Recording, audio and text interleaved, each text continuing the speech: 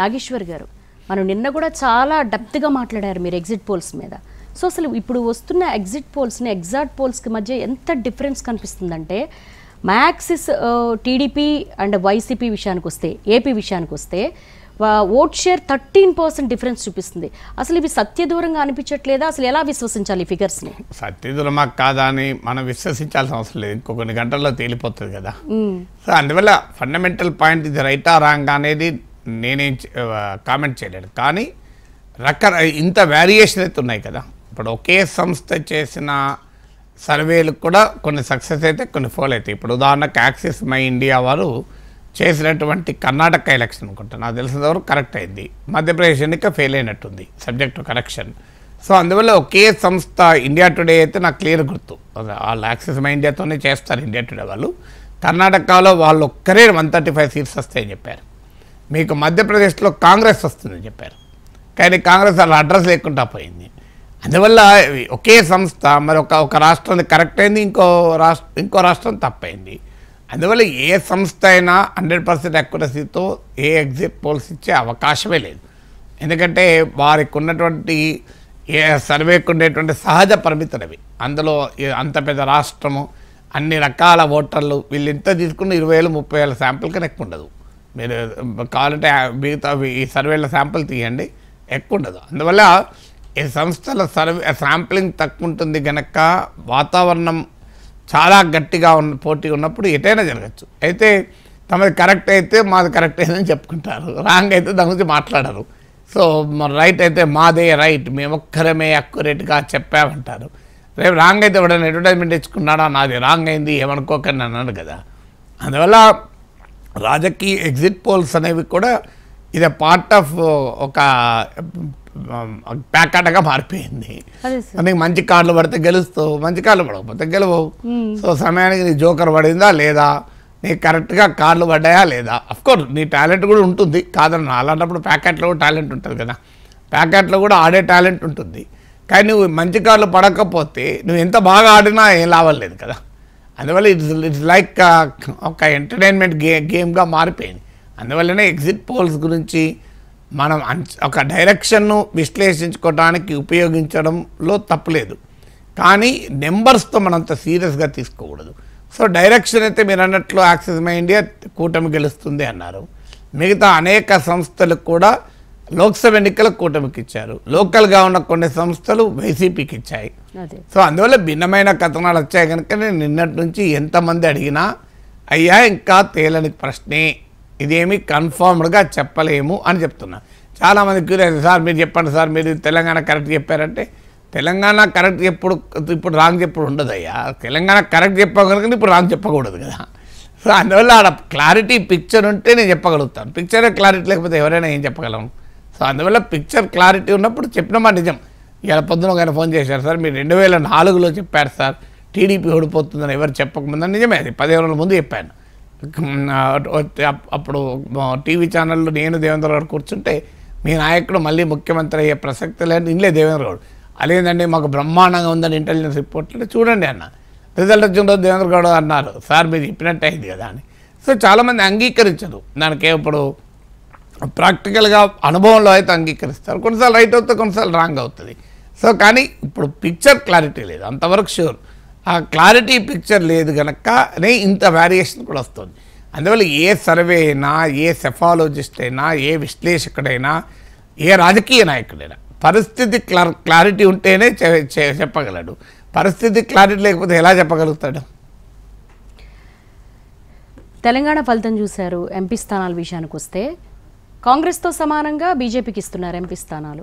So ఒకవేళ ఈ exit polls exact పోల్స్గా మారితే గనక మోడీ విషయానికి వచ్చేసరికి ఎలా ఉండబోతోంది బీజేపీ రోలు తెలంగాణలో? At the same time Congress పరిస్థితి ఏ విధంగా ఉంటుంది? అంటే తెలంగాణలో మొదటి నుంచి కూడా బీజేపీ పెరుగుతుంది అనే దాంట్లో డిస్ప్యూట్ లేదు. నేనే 4 నెలల నుంచి చెప్తున్నా బీజేపీ ఓట్లు సీట్లు గణనీయంగా పెరుగుతాయి అని. ఎందుకంటే 2018లో 7% ఓట్లు వచ్చినప్పుడు 2019 లోక్సభ ఎలక్షన్లో 20% వచ్చింది. ఇప్పుడు 2023లో 14% వచ్చింది. అందువల్ల ఖచ్చితంగా ఇది 25% ఇంకా అటో ఇటో ఉంటుంది. అనివార్యంగా బీజేపీ ఓటింగ్ పెరగబోతోంది, దీంట్లో ఏం డిస్ప్యూట్ లేదు. సీట్ల విషయంలో కూడా బీజేపీ పెరగబోతున్నది, పెరగడానికి ఎక్కువ అవకాశం ఉంది. ఇవన్నీ మొదటి నుంచి అనుకున్నదే. అయితే నీకు సెకండ్ పొజిషన్లో ఎవరుంటారన్నది క్వశ్చన్. ఓటింగ్ సీట్ల విషయంలో సెకండ్ పొజిషన్లో మీకు ఎట్టి పరిస్థితుల్లో ఇప్పుడు కొన్ని సంస్థలు అయితే హైయెస్ట్ బీజేపీకి ఇస్తున్నాయి, కాంగ్రెస్ కనెక్ట్ ఇస్తున్నాయి. బట్ ఏ రకంగానైనా కాంగ్రెస్తో పోటాపోటీగా బీజేపీ ఉంటుందని చాలా సంస్థలు చెప్తున్నాయి. థర్డ్ పొజిషన్కి మాత్రం బీఆర్ఎస్ఏ ఉంటుంది. కానీ ఓట్లలో కూడా బీఆర్ఎస్ థర్డ్ పొజిషన్ ఉంటుందా అప్పుడు చూడాలి. అంటే సీట్లలో థర్డ్ పొజిషన్లో బీఆర్ఎస్ ఉండడం గ్యారెంటీ. ఓట్లలో కూడా బీఆర్ఎస్ థర్డ్ పొజిషన్లో ఉంటే ఒక పెద్ద ఛాలెంజ్ బీఆర్ఎస్కి ఉంటుంది. ఎందుకంటే అటువైపు నుంచి బీజేపీ, ఇటువైపు నుంచి కాంగ్రెస్ బీఆర్ఎస్ నరికే ప్రయత్నం చేస్తుంది. బీఆర్ఎస్లో అసెంబ్లీ ఎన్నికలకు ముందు 26 మంది ఎమ్మెల్యేలు పోతారని వార్తలు వచ్చే 3 వెళ్ళారు. ఎందుకంటే మిగతా వాళ్ళు ఆచి తూచి వివరించదాం, లెట్ ఎలక్షన్స్ రిజల్ట్స్ రానియండి, పార్లమెంట్ ఎన్నికల్లో కాంగ్రెస్ వస్తుందా బీజేపీ వస్తుందా, ఎటువైపు పోతే తమకు లాభం, అంటే బీఆర్ఎస్కు బలం పెరుగుతుందేమో అనే అనుమానంతో లేరు వాళ్ళు, ఉండలే. బీజేపీ వైపు వెళ్ళాలా కాంగ్రెస్ వైపు వెళ్ళాలో తేలకుండా వాళ్ళు ఇంట్లోనే అలాగారు. సో వాళ్ళు ఇప్పుడు ఈ క్లారిటీ వచ్చి కొంతమంది అటు కొంతమంది ఇటుపోయే ప్రమాదం ఉంటుంది. సో అందువల్ల బీఆర్ఎస్కి ఒక పెద్ద ఛాలెంజ్ బీజేపీ నుంచి కాంగ్రెస్ నుంచి వస్తుంది. ఎందుకంటే కాంగ్రెస్ ఆల్రెడీ అధికార పార్టీగా ఉంటుంది. అపోజిషన్ స్పేస్ ఇప్పుడు ఎవరికి ఉంటుంది తెలంగాణలో అనేది కీలకం. అపోజిషన్ స్పేస్ బీజేపీ గనక అందుకోగలిగితే 2028కు ఛాలెంజర్గా మిగులుతుంది. అందువల్ల మీరు తెలంగాణలో చూడండి, దుబ్బాక, జిహెచ్ఎంసీ, హుజూరాబాద్ సమయంలో అపోజిషన్ స్పేస్లో బీజేపీ ఉండే. అందుకే మీకు బీజేపీ అధికారంలోకి వస్తుంది, బీజేపీ రాబోతుంది అనే రీతిలో వాతావరణం జరిగింది. ఎందుకంటే అపోజిషన్ స్పేస్లో అప్పుడు కాంగ్రెస్ చాలా బలహీనంగా ఉంది. హుజూర్ నగర్లో ఓడిపోయింది, మీరు జిహెచ్ఎంసీలో 2 సీట్లు వచ్చాయి, నాగార్జున సాగర్ ఓడిపోయింది. సో బీజేపీ అన్ని కాంగ్రెస్ అన్ని వరుస ఓటంలే.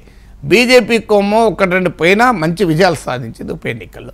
ఆ సమయంలో ఇక బీజేపీయే ప్రధాన ప్రత్యర్థి బీఆర్ఎస్ అనే వాతావరణం వచ్చినప్పుడు హుజూరాబాద్లో లాభపడింది, దుబ్బాకలో లాభపడింది. కానీ ఎప్పుడైతే మళ్ళీ అసెంబ్లీ ఎన్నికల సమయానికి అపోజిషన్ స్పేస్లో కాంగ్రెస్ వచ్చిందో బీజేపీ దెబ్బతిన్నది, కాంగ్రెస్ అధికారంలోకి వచ్చింది. అందువల్ల ఇప్పుడు అపోజిషన్ స్పేస్లో ఎవరుంటారన్నది ఒక కీలకం కాబోతుంది. అందువల్ల బీఆర్ఎస్ ఉంటుందా బీజేపీ ఉంటుందా అనేది చాలా కీలకం. ఎందుకంటే బీజేపీ 3వసారి కేంద్రంలో అధికారంలోకి వస్తుంది. ఈసారి తెలంగాణ నుంచి కేంద్ర మంత్రులు ఎక్కువ ఉంటారు. బీజేపీ పెద్ద ఎత్తున సౌత్ ఇండియా పైన కేంద్రీకరణ పెంచింది, రాబోయే కాలంలో ఇంకా విపరీతంగా పెంచుతుంది. బీఆర్ఎస్తో పొత్తు అవసరం బీజేపీకి లేదు, జాతీయ రాజకీయాల్లో క్లియర్ మెజార్టీ వచ్చింది. అందువల్ల బీఆర్ఎస్ను కలుపుకోవాల్సిన అవసరం బీజేపీకి లేదు. ఆంధ్రప్రదేశ్లో తెలుగుదేశంతో కలవాల్సిన అవసరం వచ్చింది, తెలంగాణలో బీఆర్ఎస్తో కలవాల్సిన అవసరం లేదు. సో ఈ ఫ్యాక్టర్స్ వల్ల బీజేపీ దూకుడు పెరుగుతుంది, బీఆర్ఎస్ అనేది ఛాలెంజ్ ఎదుర్కొంటుంది. కాంగ్రెస్ ప్రభుత్వానికి ప్రమాదమా అంటే నా అంచనా ఇప్పటికిప్పుడు బీజేపీ ఏదో కాంగ్రెస్ ప్రభుత్వాన్ని కూల్చి తాము అధికారంలోకి రావాలి అని మధ్యప్రదేశ్లోనో, కర్ణాటకలోనో, ఉత్తరాఖండ్లోనో, అరుణాచల్ ప్రదేశ్లోనో చేసినట్టు ఇక్కడ చేస్తుంది అనుకోను, మహారాష్ట్రలోనూ. ఎందుకంటే ఇక్కడ బీజేపీకి ఉన్నది 8 మంది ఎమ్మెల్యేలు. అందువల్ల 8 మంది ఎమ్మెల్యేలు ఉన్నప్పుడు కాంగ్రెస్లోంచి ఎమ్మెల్యేలు లాక్కొని ప్రభుత్వం ఏర్పాటు చేస్తే మళ్ళీ జరగబోయే అసెంబ్లీ ఎన్నికలు బీజేపీ దెబ్బతింటుంది. అందువల్ల ఆ తప్పు చేస్తుంది అనుకోను. కానీ కాంగ్రెస్లోనే అంతర్గత పరిణామాల వల్ల కనుక ఏమైనా జరిగితే అప్పుడు బీజేపీ మాత్రం ఇంకా బలమైన ఆపరేషన్లో ప్రవేశపెడుతుంది. అందువల్ల రాబోయే కాలంలో ఖచ్చితంగా తెలంగాణ అసెంబ్లీలో ఇప్పుడున్న పార్టీల వారిగా ఉన్న ఎమ్మెల్యేలు ఇదే సంకేతం ఉండదు, చాలా మార్పులు చేర్పులు అయ్యేటువంటి అవకాశం ఉంటుంది. కాంగ్రెస్ పార్టీకి ఒక పెద్ద ఛాలెంజ్, బీఆర్ఎస్ ఎదుర్కొన్నంత సులభంగా బీజేపీని ఎదుర్కోలేరు. ఎందుకంటే బీఆర్ఎస్ ఏమో యాంటీ ఇన్కంబెన్సీ ఉన్న పార్టీ, బీజేపీ ఏమో ప్రో ఇన్కంబెన్సీతో దేశంలో అధికారం ఉన్న పార్టీ.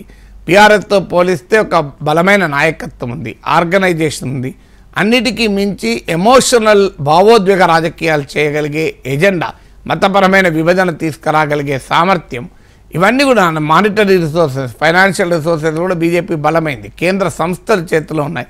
అందువల్ల కాంగ్రెస్ పార్టీకి ఒక పెద్ద ఛాలెంజ్ అయితే ఉంటుంది. అన్ఫార్చునేట్లీ ఫర్ ద కాంగ్రెస్ పార్టీకి ఏంటంటే ఆ స్థాయిలో కాంగ్రెస్ నాయకత్వం బీజేపీతో ఫైట్ చేసే సిచ్యువేషన్ లేదు. అందుకే నేను ఇంతకుముందు ఉదాహరణ చెప్పాను మీకు. ఈ అసెంబ్లీ ఎన్నికల ప్రచారంలో మీరు రేవంత్ రెడ్డి ముఖ్యమంత్రి పక్క పెట్టి మిగతా మంత్రులు ఎంతమంది బీజేపీ పైన ఎన్ని విమర్శలు చేశారు, మోడీ పైన ఎవరైనా విమర్శ చేశారా? మీరు ఒక గూగుల్ అనలిటిక్స్ తీయండి తెలిసిపోతుంది. ఎందుకంటే కాంగ్రెస్ పార్టీ వాళ్ళు మొత్తం కేసీఆర్ తిట్టడానికే సమయం అంతా కేటాయించారు. ఎందుకో భయమా భక్తో తెలియదు, భయమా భక్త లేదా వ్యూహాత్మక తప్పిదమా తెలియదు, కానీ బీజేపీ పైన పోరాడాల్సిన స్థాయిలో కాంగ్రెస్ పోరాటానికి సిద్ధంగా లేదు. ఇది కాంగ్రెస్ పార్టీని ఇంకా దెబ్బతీస్తుంది. ఇప్పుడు నేను ఇది ఎన్నికలకు ముందు కూడా చెప్పాను. మీరు చూడండి, కాంగ్రెస్ పార్టీ దెబ్బతింటుంది, బీజేపీకి ఎక్కువ సీట్లు వస్తాయి, కాంగ్రెస్ పెద్ద తప్పు చేస్తుందని నేను చాలాసార్లు చెప్పాను. ఇప్పుడు అదే కదా ఎగ్జిట్ పోల్ చెప్తున్న విషయం. సౌత్ స్టేట్స్తో పోల్చుకుంటే స్పెషల్లీ తెలంగాణ విషయంలో ఎన్నికకు తన స్కోర్ పెంచుకుంటూ వెళ్తుంది బీజేపీ. ఇదే దూకుడు కొనసాగిస్తే టార్గెట్ 2028లో సాకారం అవుతుందా? లేదు, మీరు తెలంగాణ ఒక్కటే కాదు, సౌత్లో మీకు కర్ణాటకలో కూడా బీజేపీ 2009 నుంచి ప్రతి ఎన్నికలో బీజేపీ ఓటింగ్ పెరిగింది, మీకు సీట్లు పెరిగాయి. తమిళనాడులో ఓటింగ్ పెరుగుతోంది, ఇప్పుడు కేరళలో ప్రతి ఎన్నికలో ఓటింగ్ పెరుగుతోంది. అందువల్ల it's not Telangana specific phenomenon కాదు. ఆంధ్రప్రదేశ్లో మాత్రం మీరు అన్నది నిజం, రాష్ట్ర విభజన ఫలితంగా బీజేపీని కూడా ప్రజలు శిక్షించారు, ఇప్పుడు పొత్తు వల్ల పెరుగుతోంది. కానీ సౌత్లో మీరు కర్ణాటక, తెలంగాణ, తమిళనాడు, కేరళ ఈ 4 రాష్ట్రాల్లో కూడా బీజేపీ బలం పెరుగుతూనే ఉంది. సో అది ఏ స్థాయిలో ఎంత వేగంగా పెరిగిందన్నది పాయింట్ తప్ప, అఫ్కోర్స్ కేరళలో తమిళనాడుతో పోలిస్తే తెలంగాణలో చాలా వేగంగా పెరిగింది. కానీ ఈ పెరుగుదలంతా లోక్సభ ఎన్నికలకే ఎక్కువగా ఉంది, అసెంబ్లీ ఎన్నికలకు ఆ స్థాయిలో రిటైన్ అవుతలేదు, కొంతవరకు రిటైన్ అవుతుంది. మీకు ఉదాహరణకు బెంగాల్లో లోక్సభ ఎన్నికల్లో 40% ఓటింగ్ వస్తే అసెంబ్లీ ఎన్నికలు కూడా 38% ఓటింగ్ వచ్చింది. అంటే లోక్సభ ఎన్నికలతో పోలిస్తే 2% తగ్గింది. కానీ ఇక్కడ అలా కాదు కదా. ఇప్పుడు మీకు అసెంబ్లీ ఎన్నికలకు లోక్సభ ఎన్నికలకు 2019లో 13% తేడా ఉంది, 7-20 అంటే 1/3 వచ్చింది లోక్సభ ఎన్నికలతో పోలిస్తే. ఇప్పుడు తెలుస్తుంది మనకు అసెంబ్లీ ఎన్నికల్లో 14%, లోక్సభ ఎన్నికలకు ఎంత తేడా ఉంటుంది అని. సో ఈ తేడా మీకు బెంగాల్లో లేదు. అందుకే బెంగాల్లో అసెంబ్లీ ఎన్నికలు కూడా 77 సీట్లు తెచ్చుకొని ప్రధాన ప్రతిపక్షమైంది. సో అందువల్ల మీకు బెంగాల్ లాగా తెలంగాణలో కూడా అసెంబ్లీ ఎన్నికల్లో కూడా ప్రభావం చూపెడితే అప్పుడు ఛాలెంజ్ జరుగుతుంది. లోక్సభ ఎన్నికల్లో సహజంగానే బీజేపీకి ఎక్కువ సీట్లు వస్తుంటాయి. సో అందువల్ల బీజేపీకి ఎక్కువ సీట్లు వచ్చిన లోక్సభ ఎన్నికల్లో వచ్చినంత మాత్రాన సరిపోదు. ఎందుకంటే బీజేపీకి ఒక పెద్ద ఛాలెంజ్ ఏంటంటే నాయకత్వం లేదు, స్థానిక నాయకత్వం లేదు. అందుకే అప్పటికప్పుడు పార్టీకి వచ్చిన స్పాట్ అడ్మిషన్లు జరిగాయి. సో నాయకత్వం లేదు, నాయకత్వంలో ఐక్యత లేదు.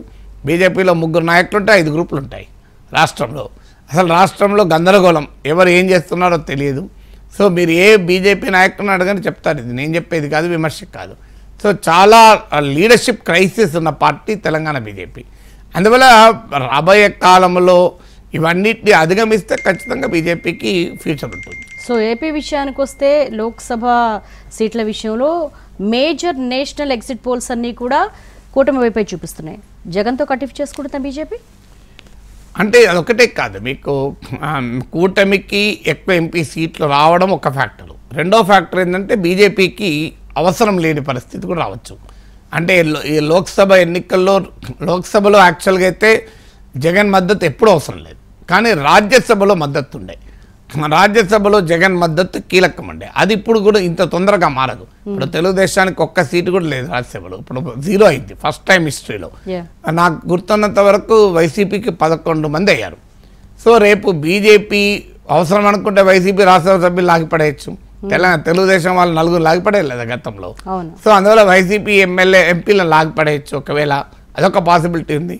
రెండో పాసిబిలిటీ గతంలో లాగలేదు, బీజేపీ బలం పెరిగింది రాజ్యసభలో కూడా. ఇప్పుడు దాదాపు దగ్గరికి వచ్చారు మెజారిటీకి, స్టిల్ మెజారిటీ లేదు కానీ దగ్గరికి వచ్చారు. అందువల్ల రిలేటివ్లీ 2019-2024 మధ్య కాలంతో పోలిస్తే జగన్ అవసరం లేదు.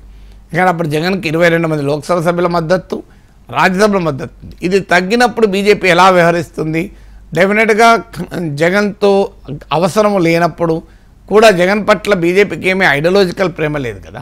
బీజేపీకి ఏ రాజకీయ పార్టీతో ఐడియాలజికల్ ప్రేమ ఉండదు. పొలిటికల్గా అసలు ఐడియాలజికల్ మిత్రపక్షమైన శివసేనని దూరం చేసుకున్నది కదా. బీజేపీ ఇది హిందుత్వానే, శివసేన హిందుత్వానే. అయినా రాజకీయ ఎన్నికల అవసరాల కొరకు శివసేన దూరం కాలేదా? అందువల్ల డెఫినెట్గా ఆంధ్రప్రదేశ్లో జగన్తో అవసరం లేకపోతే జగన్ పక్క పెడుతుంది, చంద్రబాబు నాయుడుతో అవసరం లేకపోతే చంద్రబాబు నాయుడు కూడా బీజేపీ పక్కన పెడుతుంది. మీరు చూస్తుండండి, ఏం పెట్టలేదో ఉద్దవ్ ఠాక్రే పక్కన. సో అందువల్ల అఫ్కోర్స్ శివసేన నాకు ముఖ్యమంత్రి కావాలని అడిగితే పక్కకు పెట్టచ్చు. ఆ మేడకైతే నితీష్ కుమార్ను నూరుజల్ల నీళ్ళు తాగించడం లేదా? నేను ఇంతకుముందు చెప్పినట్లు బీజేపీ వైఖరి ఒకటే ఉంటుంది, తన పెరుగుదలకు అనుగుణమైన వైఖరే తీసుకుంటుంది. అంతే తప్ప ఏదో ఒక పార్టీ మీద ప్రత్యేక ప్రేమో ప్రత్యేక కోపంతో బీజేపీ వ్యవహరించదు. ఓకే, కొన్ని ఎగ్జిట్ పోల్ సర్వేస్ అన్నీ కూడా వైసీపీకి ఎడ్జ్ ఇస్తున్నాయి, కొన్నేమో కూటమికి ఇస్తున్నాయి. ఇవన్నీ పక్కన పెడితే 4వ తారీఖు ఏంటనేది తేలిపోతుంది. కానీ ఆంధ్రప్రదేశ్ రాజకీయాల్లో పవన్ కళ్యాణ్ ఫ్యాక్టర్ని ఎలా చూడాలి? నేను చాలా రోజుల నుంచి కూడా చెప్తున్నాను, మ్యాన్ ఆఫ్ ద సిరీస్ ఎవరో తేలాలి, కానీ మ్యాన్ ఆఫ్ ద మ్యాచ్ అయితే పవన్ కళ్యాణ్ అని. ఎందుకంటే ఈ ఎన్నిక ఈ స్థాయిలో రసవత్తరం కావటానికి, ఉత్కంఠ కావటానికి, కాంపిటేటివ్ కావటానికి పొలిటికల్గా కారణం పవన్ కళ్యాణ్. అందువల్ల డెఫినెట్గా పవన్ కళ్యాణ్ ఒకవేళ కూటమి గెలిస్తే పవన్ కళ్యాణ్కు ప్రియారిటీ ఇవ్వకపోతే అది ఏ రకమైన రాజకీయ పరిణామాలకు దారితీస్తుందో చెప్పలేము. ఎందుకంటే బీజేపీ క్లియర్గా టీడీపీ కన్నా పవన్ కళ్యాణ్, చంద్రబాబు కన్నా పవన్ కళ్యాణ్ వైపే ఉంటుంది. మీకు మోడీ అటెండ్ అయిన బహిరంగ సభల్లో మీరు చూడండి కావాలంటే జెస్చర్స్, పవన్ పట్ల మోడీ ఎలా వ్యవహరించాడు, టీడీపీ నాయకుల పట్ల ఎలా వ్యవహరించాడో మీరు స్టేజ్ మీద చూడండి, నాకు అర్థమవుతుంది. ఎందుకంటే నరేంద్ర మోడీ ప్రత్యేకత ఏంటంటే ఆయన చాలా విషయాలు ఏది మెసేజ్ ఎక్కడ ఎప్పుడు ఎలా ఇవ్వాలో అలా మెసేజ్ ఇచ్చిపోతాడు. మామూలుగా ఉండదు, ఏదో మిగతా రాజకీయ నాయకులకు కాదు. సో అందువల్ల మోడీ పవన్ కళ్యాణ్ పట్ల ఓపెన్గా ప్రయారిటీ చూపెట్టిన సందర్భాలు మనకు చాలా కనబడతాయి. అందువల్ల ఎందుకంటే బీజేపీకి ఏంటంటే జనసేన మద్దతుతో రాష్ట్రంలో ఒక బలమైన శక్తిగా ఎదగాలనేది బీజేపీ లక్ష్యం. అంటే ఎందుకు బీజేపీ సంతగా ఆ స్థాయి లేదు కనుక, రేపు సంతగా స్థాయి అయినప్పుడు పవన్ కళ్యాణ్ కూడా పక్క పెడుతుంది, తర్వాత సంగతి యాజ్ ఆఫ్ టుడే అవసరం లేదు. అందువల్ల ఖచ్చితంగా వితిన్ ద కూటమి జనసేనకు బీజేపీ ఎక్కువ ప్రియారిటీ ఇస్తుంది. అందువల్ల టీడీపీ పైన ఏ రకమైన ప్రెషర్ ఉంటుంది అదనేది టీడీపీకి సొంతగా అధికారం వస్తుందా, ఒకవేళ అధికారం ఫస్ట్ వస్తుంది, అది మొదటి క్వశ్చను. అధికారం ఒకవేళ వచ్చినా సొంతగా అధికారం వస్తుందా, బీజేపీ జనసేన మద్దతుతో అధికారం వస్తుందా? మద్దతుతో అధికారం వచ్చినప్పుడు Pawan Kalyan more influential leader అవుతాడు. అంటే 140 సీట్లు అంటే 100 కూడా రావంటారా? అంటే అదే అంటున్నాడు, 100 సీట్లు వస్తే టీడీపీకి 100 సీట్లు వస్తాయి. టీడీపీకి 100 సీట్లు వస్తే అది వేరు, 100 కాదు అనేది ఈవెన్ 90 వస్తాయి. సో టీడీపీకి 90 కన్నా తక్కువ వచ్చినప్పుడు జనసేన బీజేపీతో కలవాలి. అప్పుడు there can be any demand. నాతో జీవీ నరసింహరావు నాకు ఇచ్చినట్లు చెప్పాడు, కుమారస్వామి ఫార్ములా ఉండొచ్చు, అంటే మాకే ముఖ్యమంత్రి పదవి అడగచ్చు అని. ముఖ్యమంత్రి కాబట్టి ఉప ముఖ్యమంత్రి పదవి అడగచ్చు. చాలా పరిణామాలు అయితే రాష్ట్రంలో జరుగుతాయి. మీకు బీజేపీ అసర్టివ్గా ఉంటుంది, జనసేనతో కలుపుకొని ఉంటుంది. ఎందుకంటే సెంట్రల్ లీడర్షిప్ డైరెక్షన్లో బీజేపీ నడుస్తాయి. స్టేట్ లీడర్షిప్లో చంద్రబాబు నాయుడు అనుకూలురు వ్యతిరేకులు ఉన్నమా నిజం. ఇప్పుడు బీజేపీలో టికెట్ వచ్చిన వాళ్ళంతా చంద్రబాబు నాయుడు అనుకూలు అనేది కూడా నిజం. కానీ కేంద్ర బీజేపీ ఇలా ఉండదు. ఎలక్షన్ అయినాక కేంద్ర బీజేపీకి చంద్రబాబు నాయుడు అనుకూలం వ్యతిరేకం ఉండదు, బీజేపీ అనుకూలమే ఉంటుంది కేంద్ర బీజేపీకి. సో అందువల్ల BJP pressure with in the కూటమి పెరిగే అవకాశం ఉంటుంది. పవన్ కళ్యాణ్కు బీజేపీ ప్రియారిటీ పెరుగుతుంది. పవన్ కళ్యాణ్కు ప్రజల్లో కూడా ఇలా తెలుగుదేశం ఒకవేళ అధికారంలోకి వస్తే సింగిల్ మోస్ట్ కారణం చంద్రబాబు నాయుడు కన్నా కూడా పవన్ కళ్యాణ్ కారణం. ఒక కారణం జగన్మోహన్ రెడ్డి సొంత స్వయంకృత అపరాధాలు ఒకవేళ ఓడిపోతే, వాళ్ళ టీడీపీ వస్తే. కానీ అన్నిటికన్నా ముఖ్యం పవన్ కళ్యాణ్ టీడీపీతో పొత్తుకు ముందుకు రాకపోతే, వైసీపీ వ్యతిరేక ఓటు చీలకూడదన్న నరేటివ్ కనుక లేకపోతే, మీరు చంద్రబాబు నాయుడు ఈ లోకేష్లు ఎన్ని సభలు పెట్టినా అధికారం వచ్చే క్వశ్చన్ లేదు. అది మీకు క్లియర్గా కనబడుతుంది కదా రాజకీయాలు. అందువల్ల డెఫినెట్గా Pawan Kalyan will be the hero. అసలు ఒకవేళ కూటమి అధికారంలోకి రాకపోయినా ఈ ఎన్నికను ఈ స్థాయికి తీసుకొచ్చిన నాయకుడు పవన్ కళ్యాణ్ కనుక ఆయన మ్యాన్ ఆఫ్ ద మ్యాచ్ ఇవ్వాల్సిందే. Yes, let us wait and see. ఫైనల్గా తెలుగు వాళ్ళకి అసలు తెలుగు రాష్ట్రాల్లో చూసుకుంటే స్పెషల్లీ ఆంధ్రప్రదేశ్ రాజకీయంలో హంగ్ అనేది అలవాట్లేదు తెలుగు వాళ్ళకి. ఈసారి ఏమైనా అవకాశాలు ఏమైనా కనబడుతున్నాయి? అసలు హంగ్ ప్రసక్తే లేదు. హంగ్ ఎందుకు వస్తుందండి? హంగ్ బైలెటరల్ అంటే రెండు పార్టీల మధ్య బైపోలార్గా ఉన్నప్పుడు హంగ్ స్కోపే ఉండదు. హంగ్ ఎప్పుడు వస్తుంది? మల్టీపోలార్ ఉంటే వస్తుంది. అంటే ముక్కోణ పోటీలు, చతుర్ముఖ పోటీలు, బహుముఖ పోటీలు ఉంటే హంగ్ వస్తుంది. కంప్లీట్గా కూటమి ఒకవైపు, వైసీపీ ఒకవైపు ఉన్నప్పుడు హంగ్ అనే ప్రసక్తే లేదు కదా. చాలామంది ఏంటంటే హంగ్ అర్థం కాక టీడీపీ గనక మ్యాజిక్ ఫిగర్స్ అంతగా రాకపోతే, అంటే 88 సీట్లు వస్తే అధికారం, టీడీపీకి 88 రాకపోతే దాన్ని హంగ్ అనుకుంటారు. కాదది. అది హంగ్ ఎప్పుడవుతుందంటే ఎవరికి మేరలేకపోతుంది. TDP, BJP, Janasena prepoll కోalition. Hung ఎట్లా అవుతుంది అది? సో ప్రీపోల్ కోalition హంగ్ అనరు. సో అందువల్ల చాలామంది హంగ్ అనే పదం ఎందుకు వాడుతున్నారంటే టీడీపీకి సొంతగా 88 రాకపోతే హంగ్ అని భావిస్తున్నారు. కానీ అది దట్ ఈజ్ నాట్ హంగ్. అందువల్ల ఒక పార్టీకైనా ఒక ప్రీపోల్ కోalitionకైనా మెజారిటీ వస్తే హంగ్ అనరు. అందువల్ల ఇప్పుడు మీకు వైసీపీకి టీడీపీ నాయకత్వం కూటమికి తప్ప 170 సీట్లు వేరే వాళ్ళకి ఏమొస్తాయి? కాంగ్రెస్కి ఒక్క సీట్ రాదు, ఇంకెవరికి ఒక కమ్యూనిస్టులకు ఒక్క సీట్ రాదు. మరి వచ్చేది ఎవరికి? ఇంకెవరు లేరు కదా అక్కడ. హంగెలా వస్తుంది? ఇప్పుడు లాస్ట్ టైం 175 అసెంబ్లీ సీట్లు ఉన్నాయి. వేరే పార్టీలు ఎవరు ఉన్నారా? టీడీపీ వైసీపీ ఉంది, వైసీపీ 151, 23 టీడీపీకి, 1 జనసేనకు వచ్చింది. ఆ ఒక్కటి కూడా ఒక్క మెంబర్ కూడా వైసీపీలో చేరాడు. పోనీ ఇప్పుడు ఆ అవకాశం లేదు, జనసేన కూటమిలో ఉంది కనుక. పోనీ 2014లో ఈ 3 పార్టీలు కాక ఏమైనా ఉన్నాయా? TDP, BJP, YCP. అందువల్ల 2014 అయినా 2019 ఈ 3 పార్టీలే కదా. ఇప్పుడు జనసేన 4 పార్టీలు, ఎందుకంటే 2014లో జనసేన పోటీ చేయలేదు కనుక. అందువల్ల హంగ్ అనే అవకాశమే లేదు. 3 పార్టీల కూటమి ఒకవైపు, వైసీపీ ఇంకోవైపు ఉండగా హంగ్ ఎక్కడిది? 170 వాళ్ళ ఎవరికి ఒక్క సీటు కూడా వచ్చే అవకాశం లేదు కదా. సో హంగ్ అనే స్కోపే లేదు.